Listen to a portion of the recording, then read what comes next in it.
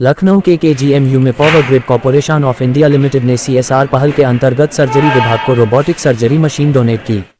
KGMU के surgery विभाग में शुक्रवार को पावर ग्रिड कॉर्पोरेशन की द्वारा डोनेट की गई रोबोटिक सर्जरी मशीन का उद्घाटन केजीएमयू की कुलपति प्रोफेसर सोनिया नित्यानंद ने पावर ग्रिड कॉर्पोरेशन के एमडी योगेश दीक्षित की मौजूदगी में रिबन काट कर किया। वहीं केजीएमयू कुलपति ने कहा कि मेडिकल कॉलेज में रोबोटिक सर्जरी शुरू होने से मरीजों को बहुत फायदा होगा।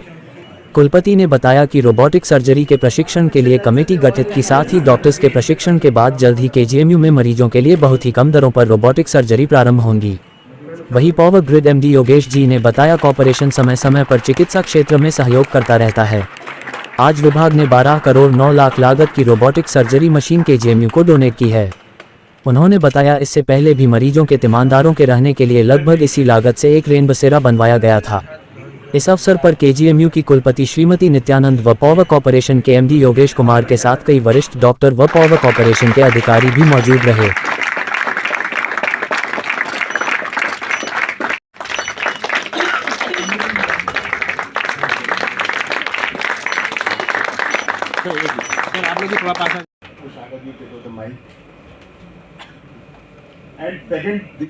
रोबोटिक सर्जरी जो है इसकी एक कटिंग एज टेक्नोलॉजी है मेडिकल फील्ड में, और इसके अपने बहुत महत्वपूर्ण एडवांटेजेस हैं।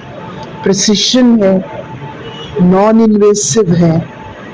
तो इस रोबोटिक सिस्टम के उपलब्ध होने से केजीएमयू भी अब रोबोटिक सर्जरीज कर पाएगा जिसमें हाई लेवल ऑफ प्रिसिशन होता है, रिलेटिवली नॉन इन्वेसिव सर्जरी होती है। तो ये एक बहुत बड़ी उपलब्धि है केजीएमयू के लिए, और हम पावर ग्रिड कॉर्पोरेशन को इसके लिए बहुत बहुत धन्यवाद करना चाहेंगे। उन्होंने अपने सीएसआर फंडिंग से ये हम लोग को सिस्टम दिया है। मैं ये भी कहना चाहूँगी कि पावर ग्रिड ने इससे पहले हमको एक पेशेंट रिलेटिव अकोमोडेशन का भी फंडिंग दी है, जो ऑलरेडी तैयार होकर पेशेंट के रिलेटिव उसमें रह रहे हैं, और अब हम उसको आगे चल के एक्सपैंड करने वाले हैं।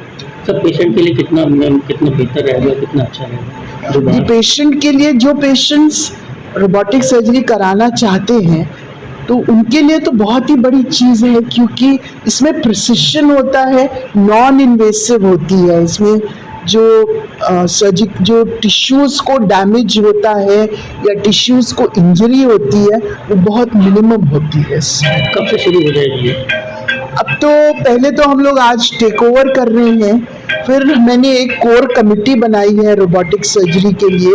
वो लोग सारे SOPs, standard operating protocols develop करके डॉक्टर्स की ट्रेनिंग, कौन कौन डॉक्टर्स इस पर ट्रेनिंग लेंगे वो हासिल करके फिर जल्द से जल्द हम लोग इस पर सर्जरीज रूटीनली शुरू करते हैं। इसकी कोई कॉस्ट ऐसे कुछ रखेंगे कुछ? हाँ, वो भी उसी कोर कमेटी को मैंने ये टास्क, ये असाइनमेंट दी है कि वो कोर कमेटी पूरा देखते हुए कि कितना, क्योंकि इसमें कंज्यूमेबल्स यूज होते हैं, और उन सब चीज़ों को सामने रखते हुए जितना हम इकोनॉमिक और अफोर्डेबल कॉस्ट बना सकते हैं वो उसको एग्जामिन करेंगे और रिकमेंड करेंगे कि किस कॉस्ट पे जो पेशेंट्स के अफोर्डेबल भी हो वो रिकमेंड करेंगे, इसको स्टडी करके। ठीक है, थैंक यू।